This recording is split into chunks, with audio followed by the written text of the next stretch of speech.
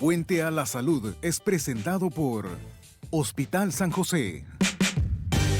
Es el Día Mundial del Asma. Está Migdelina Gutiérrez, neumóloga del Hospital San José. Buenos días. Buenos días, ¿qué tal? ¿Cómo están todos? Bien, bienvenida, gusto saludarla. ¿Qué es el asma y cuáles son sus síntomas, doctora? Buenos días. Bueno, el asma es una enfermedad inflamatoria de las vías respiratorias, es decir, de los bronquios. La característica es de que es crónica, es una enfermedad que no va a dar una sola vez, o sea, el paciente, por decirlo así, ya nace con la tendencia a tener asma. Es una enfermedad inflamatoria crónica de la vía respiratoria, específicamente de los bronquios, y se caracteriza por episodios que van y vienen en donde los bronquios se inflaman y producen obstrucción en la vía aérea, y el paciente pues va a tener episodios de falta de aire y episodios en donde va a estar sin síntomas, ¿no? Es un padecimiento que va y viene, por decirlo de alguna manera. ¿Cómo se diagnostica? El diagnóstico, pues uno tiene que ser un médico más que esté entrenado en este tipo de padecimientos, porque se suele confundirse con muchas otras enfermedades, ¿no? Generalmente se le hace un historial al paciente de qué motiva las crisis, en qué situaciones se presentan. Aparte, pues hay estudios para determinar si hay cierre de los bronquios. Esto se llama espirometría, en donde el paciente se le solicita que eche aire en un aparato y ahí se ve si hay la posibilidad o si tenemos obstrucción a nivel de los bronquios. Este es uno de los estudios, otro es rayos X y otro tipo de estudios, pero sobre todo para descartar que no hay otras enfermedades. Pero básicamente nos basamos en los síntomas, cómo se presentan y la espirometría. ¿Cómo afecta la salud? Por ejemplo. Pues afecta, afortunadamente la mayoría de los casos son casos que pueden ser tratados en casa la mayoría de las veces, pero sí afecta la calidad de vida, ¿no? Son pacientes que tienen síntomas recurrentes o síntomas que se presentan con frecuencia, y pues a veces sí es causa de incapacidad laboral en algunas veces, o en los niños es pues no pueden hacer el ejercicio que deberían, faltas a la escuela, etcétera. O sea, sí tiene una repercusión a nivel de calidad de vida sobre todo. ¿Qué tipos de tratamientos existen para el asma, doctora?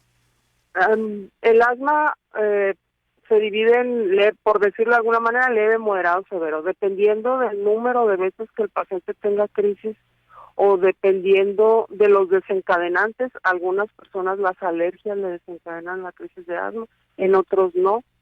Dependiendo de cada caso, es el tratamiento. La mayoría se enfoca en detener la inflamación, ¿no? Detener la inflamación de la vía respiratoria. ¿Existe alguna edad en la que se desarrolla, por ejemplo?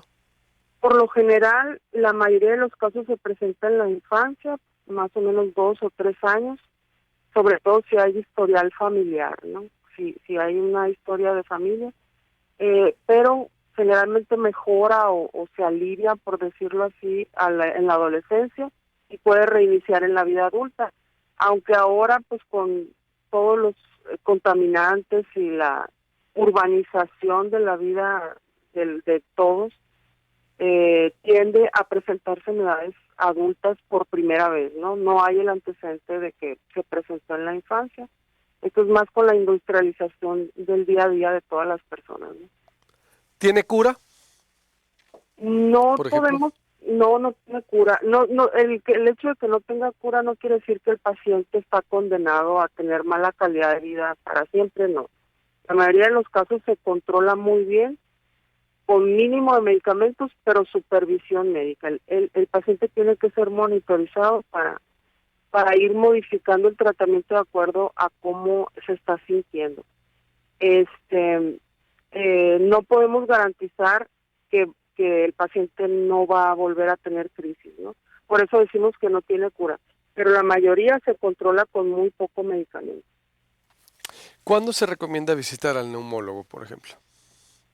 Pues podemos desde el inicio empezar a hacer el diagnóstico. Una vez que el paciente esté estable, puede referirse con su médico familiar o con su médico internista, o en pacientes que no podemos controlar los síntomas a pesar de tener 3, 4 medicamentos.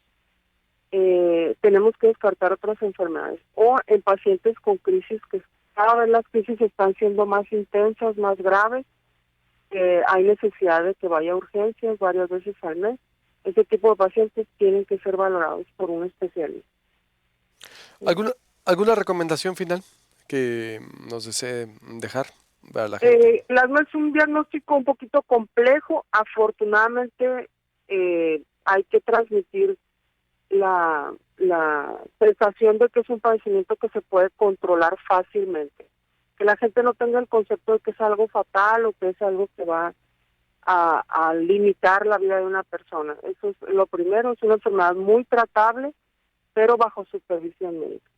Y la otra, que todo el paciente que tenga síntomas que van y vienen de tos o presión en el pecho, sibilancias, que los catarros se le complican 1, 2, 3 veces al año, ese paciente debe ser valorado de posibilidad de tener asma, ¿no?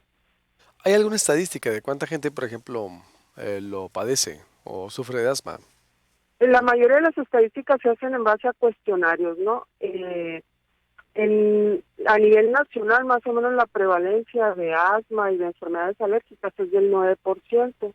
Aquí en nuestra área de Hermosillo y Sonora es el 12%, o sea, tenemos un poquito más arriba de la media nacional. Esto pues por nuestro entorno, ¿no? Que tiene polvo, que tiene muchas partículas suspendidas en el aire. Eso facilita que el paciente tenga más síntomas. ¿Seguimos siendo la ciudad de las alergias? Pues sí, conforme se vaya vaya creciendo la ciudad, pues más, ¿no? Más tierra, más construcción, más contaminante, ¿no? Es esto un tema, qué bueno que nos dice para hacer Sí. algún reportaje de prevención, porque estamos en un proceso evolutivo de expansión y Ujú. de activación y pues Hermosillo sigue exactamente viviendo y padeciendo ese tipo de alergias. Gracias, doctora, muy interesante como siempre. Gracias, buenos días. Hasta luego, muchas gracias.